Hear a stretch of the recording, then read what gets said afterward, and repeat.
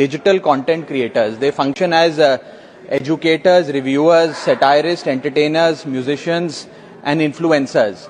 ये सही मायने में सर भारत के ग्रास रूट कम्युनिकेटर बन गए हैं और इनका यूट्यूब चैनल हो या इंस्टाग्राम पेज हो, ये इनके लिए सोर्स ऑफ एंटरटेनमेंट नहीं बल्कि इनकी सोर्स ऑफ इनकम है, इनका एसेट है. It is the fruit of their hard work. But एक चीज से ये सब परेशान हैं और उस मुद्दे को आज मैं सदन में उठाना चाहूंगा. That is the issue of fair use and arbitrary copyright strikes by digital platforms. Sir होता क्या है कि अगर एक कंटेंट क्रिएटर कुछ सेकंड, चंद सेकंड, 2-3 सेकंड के लिए कॉपीराइटेड कंटेंट को रीपर्पस करके कमेंट्री, क्रिटिसिज्म, पैरोडी, एजुकेशनल या न्यूज रिपोर्टिंग पर्पसेस के लिए यूज करता है, चाहे वो क्रेडिट देता हो, उसको इंसिडेंटली यूज करता हो, कॉपीराइट स्ट्राइक मारकर उसकी यूट्यूब चैनल है, प्रॉपर्टी है या इंस्टाग्राम पेज है, उसे वाइप आउट कर दिया जाता है और उसकी सालों की मेहनत चंद मिनटों में समाप्त हो जाती है. Sir, livelihoods must be decided by law and not by arbitrary algorithms. Sir, this by no means that one is against copyright holders. उनके हार्डवर्क और ओरिजिनलिटी को रिस्पेक्ट करने की जरूरत है, लेकिन यह समझने की जरूरत है that fair use is not piracy.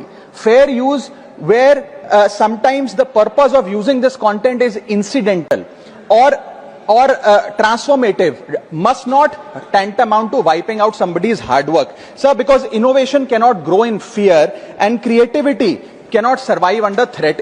India का कॉपीराइट एक्ट सर 1957 में बना. एक ऐसे दौर में बना जब ना इंटरनेट था, ना कंप्यूटर थे, ना डिजिटल कंटेंट क्रिएटर्स थे, ना यूट्यूब, इंस्टाग्राम था.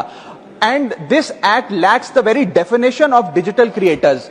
ये फेयर डीलिंग की बात करता है, लेकिन फेयर डीलिंग की बात किताबों, मैगजीन और जर्नल के कॉन्टेक्स्ट में करता है, जो उस दौर की इंफॉर्मेशन डिसेमिनेशन के सोर्सेज थे, ना कि आज के दौर की. इसीलिए मैं 3 मांगे आज सदन में लेकर आया हूं. मेरी पहली मांग है, amend the copyright act of 1957 and define digital fair use. परिभाषित करिए कि ट्रांसफॉर्मेटिव यूज क्या है, जैसे कि commentary, satire, critic, explanation.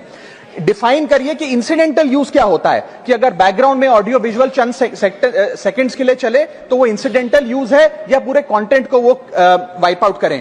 Proportionate use, educational use, public interest use and non commercial use की परिभाषा देने की आज आवश्यकता है. दूसरी मेरी मांग है sir, bring in the proportionality doctrine in copyright enforcement.